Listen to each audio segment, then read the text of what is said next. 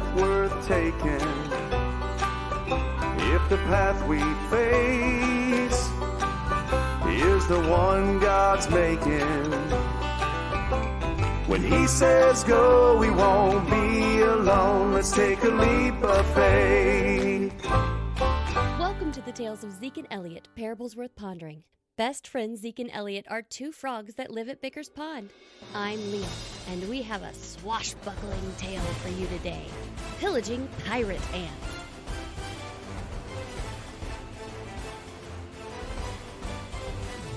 A fine mist was rising from the pond on the late September morning. A cool breeze lifted the damp air, scattering the beautiful fall leaves off the nearby trees. A short distance from the bank, a curved piece of willow bark could be seen floating. A fleet of pirate ants, with their captain at the helm, were headed to their next target. Two young ants, Duke and Dane, were relegated to swabbing the deck. We're almost to land, men. Steady as she goes. All hands on deck. So, what exactly are we doing? Where are we headed?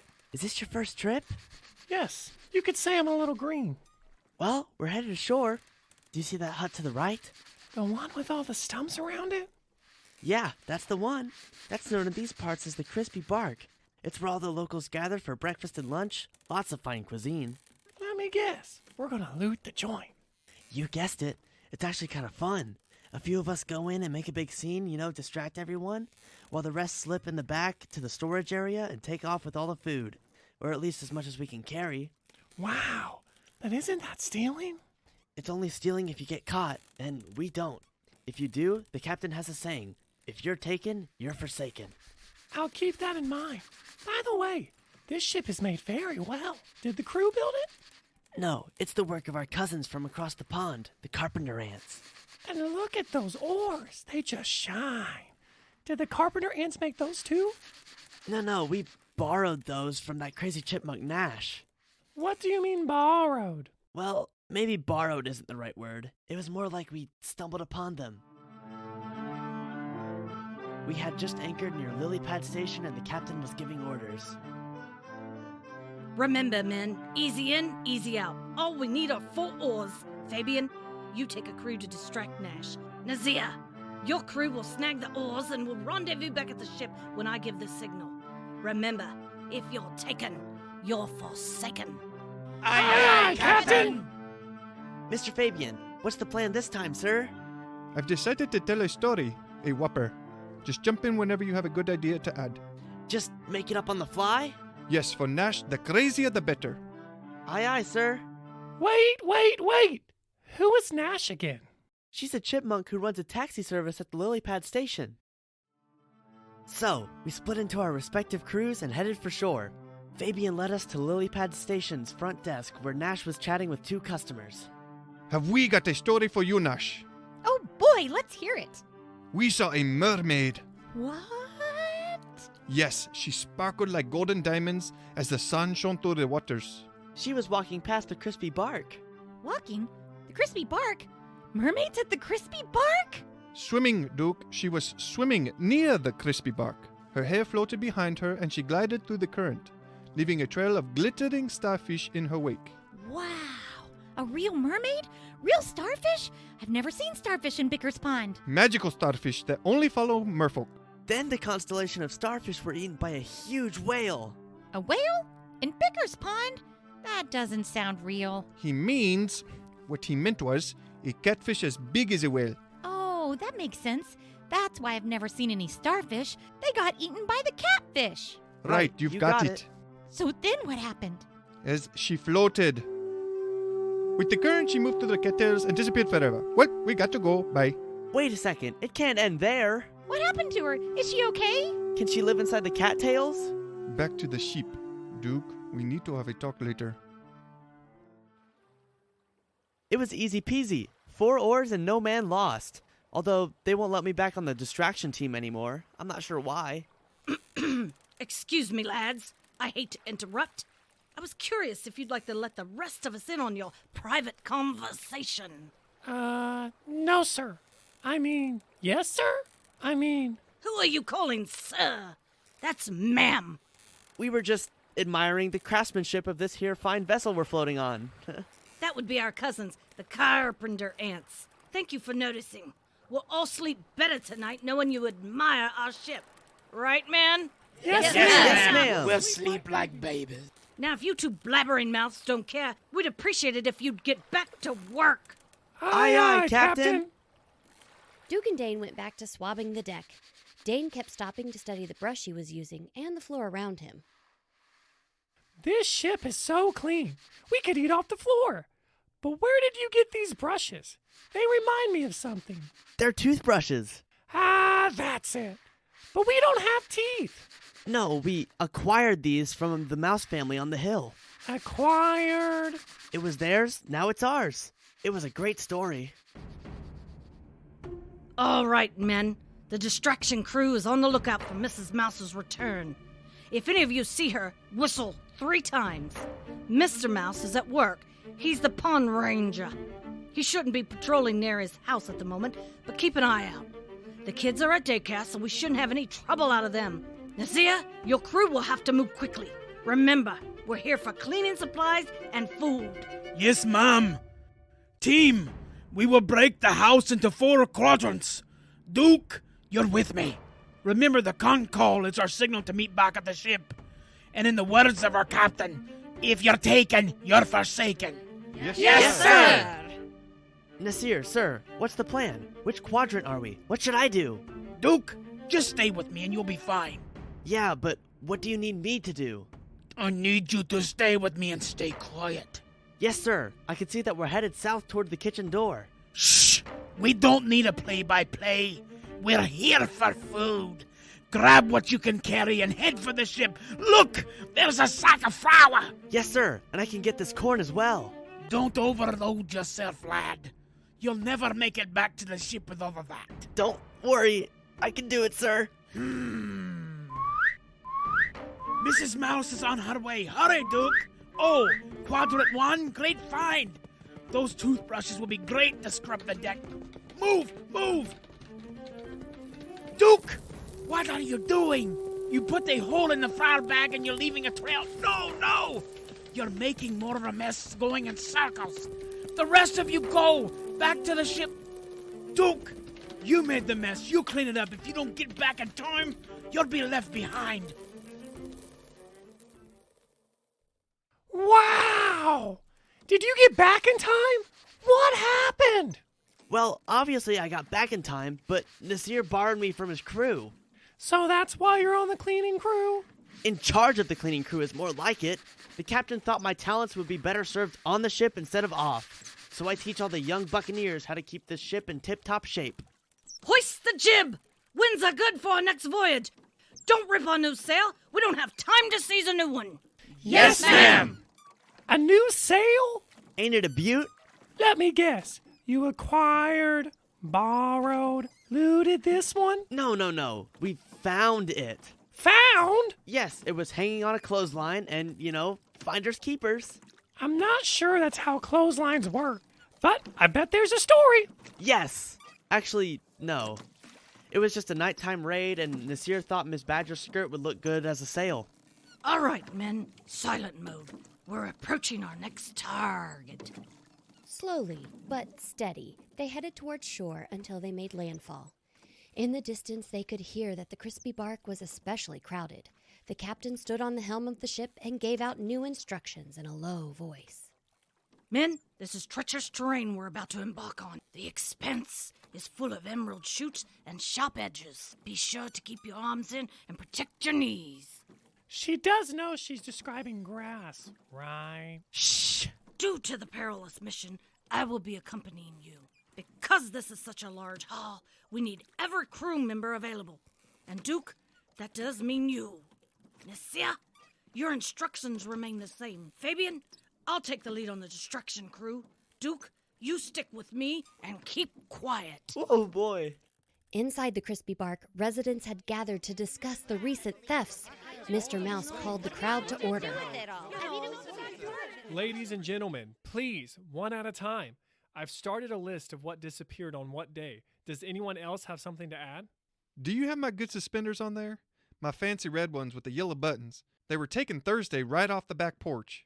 Why were they on the back porch? I spilled my lizard lime ice cream on them, so after I washed them out, I hung them up on the porch to dry. Gotcha. Mr. Mouse, please make sure my golf balls are added to your list. I'm not sure when or where they were taken, but I noticed they were missing on Monday. You lose golf balls all the time, Elliot. Yeah, I know, but I know where those are in the pond. There's a whole box gone missing, and they aren't cheap. Can we move on to other items? My freezer was wiped out. I have no ice cream to open the soda shop tonight. What are we gonna do? Does that No mean ice no cream? gathering No at stuff. the What are we stomping going to stump do? tonight? Believe that. Order! Listen up! We've got bigger problems than whether the stomping stump is going to be open tonight. Ruby, I've marked your ice cream on my list. I agree. I mean, the ice cream is a loss, but I can make more. I'm angry about someone taking all the food from Mr. and Mrs. Harper. They have so many little bunnies to feed. Why would anyone steal from such a poor family? You're right, Ruby. I'm organizing a food drive to help them get back on their feet and make sure all the little bunnies have a warm meal. While Mrs. Mouse took names for the food drive, the ants took their positions. Nazir took his crew through the tall grass to the back of the crispy bark, while the captain led Fabian and his crew inside to distract the crowd. Hello, folks. Looks like we've interrupted a meeting. We were stopping by for a bite to eat.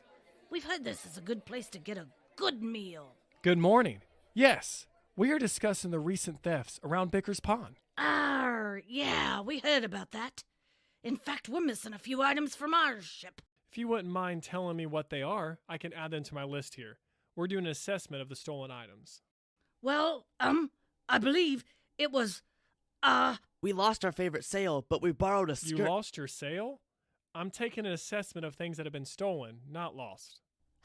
what he meant to say was stolen. Someone stole our sail. Right, Duke? Yeah, stolen. And then we borrowed a big blue curtain-like thing with pink polka dots on it. It's hanging on our ship now. It's a beauty. A big blue curtain-like thing with pink polka dots? Sounds like the skirt that was stolen from my clothesline. Did I say pink polka dots? I meant blue polka dots with orange stripes. Duke, I should have left you on the ship. Hey, is that my button? Why are you wearing my button on your back? This is my new shield. No, that's my button off the suspenders that got stolen. You're right, Zeke. That is your button. Why do you have that? Yes, Duke. Please explain why you have that button on your back. I thought I might need it for battle while on this raid. Oh, Duke, raid? Ixnay on the aid raid. What are you talking about? What? I'd like to take you two in for some questioning. retreat! Retreat!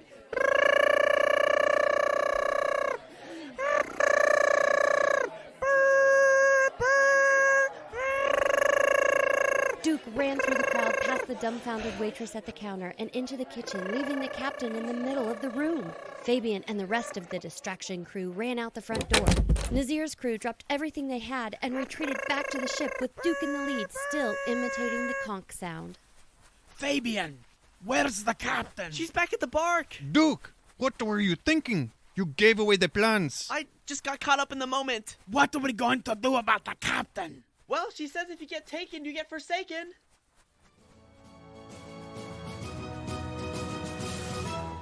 Still in the crispy bark, surrounded by confused and angry pond residents, the astonished captain tried to gather her wits. What? Any chance I could get a hot meal? Or is this kitchen closed? Order! Quiet, everyone! Madam, I need you to take a seat, and everyone else, just back up. It's Captain, if you don't mind. Captain of what? Pirates? I prefer resource requisition expert. What does that even mean? It means pirates. They're pirates. So you and your crew are the ones who have been stealing from all of us? That's a little harsh. I prefer borrowing, acquiring. In this neck of the woods, it's called stealing. But we didn't hurt anyone. It's just things. What's the big deal? But we worked hard for those things. Yes, you only took things from us, but do you realize what you've done to the Hopper family? You took all their food. They have so many children and nothing to eat. But we didn't know that. We didn't mean to hurt anyone. Treasures gained by wickedness do not profit, but righteousness delivers from death. Wow, that's beautiful. What's that from? It's a verse from the Bible, Proverbs 10:2. The Bible? What's that? It's a book you can read with the words of God in it. It helps us to know how to live and be pleasing to God. The Bible explains that stealing is a sin because it hurts others. But God loves us so much that he forgives us of our sins and covers the punishment of those sins through his son Jesus. Would you please tell me more? As Elliot and the others were explaining the gospel, the pirate crew was gathering outside the Crispy Bark, planning the rescue of their captain. All right, men. Here's the plan to rescue the captain. I thought our motto was, if you get taken, you get forsaken. Duke, you're done. Refrain from speaking for the rest of the day or you'll be walking the plank. As I was saying, we aren't leaving the captain behind. Dane is going to head to scout and look through the knothole. The rest of us will wait for his signal. Psst. Psst. Nasir, sir. What is it, Dane? Come up here. Are you seeing what I'm seeing? It's the captain. Is she crying? That's what I thought too, sir. We're too late. Attack! Attack! The crew stormed in, eager to save their captain from the enemy who, they thought, was torturing her. With swords drawn for battle, they formed a barrier of protection. Prepare to meet your maker, you scurvy dogs. Release our captain at once. At ease, men. These landlubbers are no harm to us. Are you using my good sewing needles as swords? I'm sorry, Mrs. Mouse. There's no excuse for that. Men, return your swords or needles back to Mrs. Mouse. Excuse me, Captain? Turn over our swords? It's too late. They brainwashed her. No. They've just been helping me understand how our stealing has been hurting the community. They've been reading to me from this book. It's called the Bible. We're turning over a new leaf, boys. We're going to start by returning all the items we've stolen from each family. Do I have to give my shield back? Duke! I know. I'm on deck duty.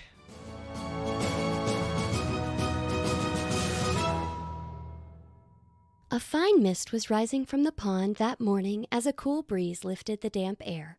A short distance from the bank, a newly christened ship and crew was headed to shore to sell their wares. All right, men, time to unload. Take our newly revived treasures ashore. This is our first time back at Bicker's pond, so let's show them we appreciate the mercy they granted us. We are just like this trash that we've turned into treasure. We're no longer pirates, but now we're the junk gypsies. Yo-ho! No, gypsies, not pirates. Sorry, Captain.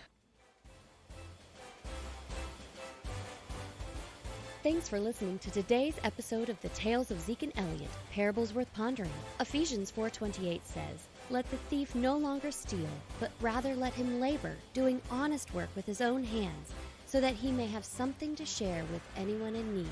Our aunts experienced this Bible verse in our story today. They learned that even if you don't think you're hurting anyone, stealing is wrong and against God's law. Ultimately, you are hurting yourself and others that have worked hard for their belongings. It is better to work for things and to share with those in need.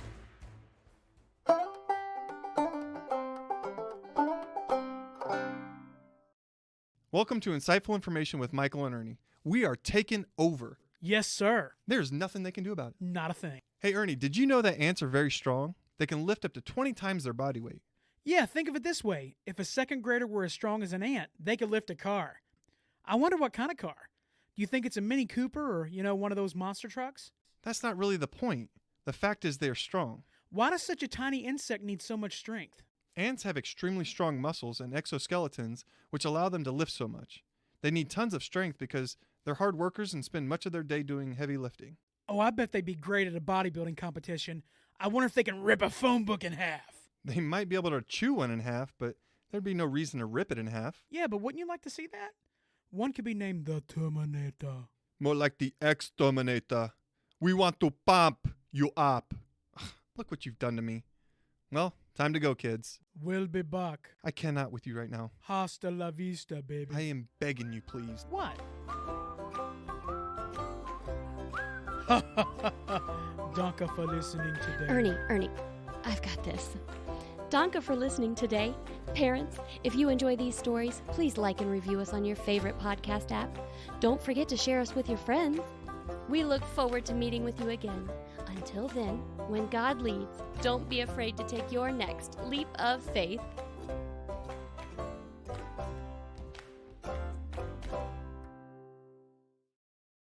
Prepare. Prepare.